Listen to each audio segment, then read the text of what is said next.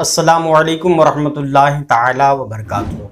प्यारे नाजरीन, आपने देखा होगा कि बाज़ अइम्मा हज़रात जब नमाज पढ़ा लेते हैं उसके बाद मुसल्ले को मोड़ देते हैं। कम मोड़ते हैं, ज़्यादा मोड़ते हैं, एक कोना मोड़ देते हैं। तो इसकी क्या हकीकत है? क्या इस्लाम में ऐसा करना चाहिए या नहीं करना चाहिए? आज इस वीडियो में यही बताने वाला हूँ। गुजारिश है कि वीडियो के आखिर तक आप बने रहें।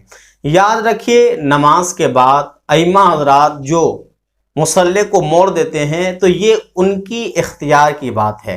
वो चाहें तो मोड़ दें, चाहे तो ना मोड़ें। शरीयत की तरफ से कहीं ऐसा नहीं है कि मुसल्ला आपको मोड़ना होगा, कहीं ऐसा नहीं है कि आप कोना मोड़ के रखें। ये लोगों की अपनी अपनी सोच है और शरीयत में कहीं ऐसा नहीं है। आप चाहे तो उसी तरह छोड़ दें, चाहे तो मोड़ दें। लेकिन लोग मोड़ते इसलिए हैं कि गर्द गुबार से बचा रहे। हर जगह की मस्जिद चारों तरफ से पैक नहीं रहती है, चारों तरफ से बंद नहीं रहती है।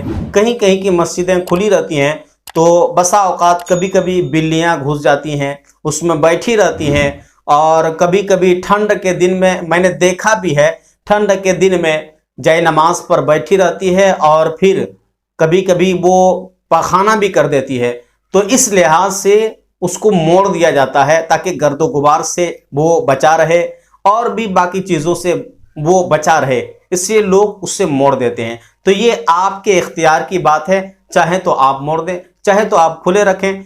और जो लोग ये ख्याल करते हैं, कुछ लोग ये भी ख्याल करते हैं कि अगर आप नहीं मोड़ेंगे उसको तो उसमें शैतान आकर बैठेगा, शैतान आकर नमाज पढ़ेगा। तो ऐसा कुछ भी नहीं है कि आप नहीं मोड़ें तो उस पर आके शैतान बैठ जाएगा। ऐसा कहीं नहीं मिलता है, ना ही ऐसा कहीं है। आपके इख्तियार की बात है, आप मोड़ें ना मोड़ें। गर्दो गुबार से लोग बचाने के लिए उसको मोड़ देते हैं। बाकी जो शैतान वाली बात है, ये तो आज तक मैंने ना किसी आलिम से सुना, ना किसी किताब में पढ़ा। बाकी आपने अगर पढ़ा है तो मुझ तक मैसेज करें या कमेंट के ज़रिए आप बताएं हैं। बाकी जो लोग मोड़ते हैं, मोड़ देनी चाहिए। मैं भी एक इमाम हूँ मस्जिद के, मैं मोड़ देता हूँ ताकि गर्दो गुबार से और बाकी चीज़ों से, बिल्लियों से वो महफूज रहे।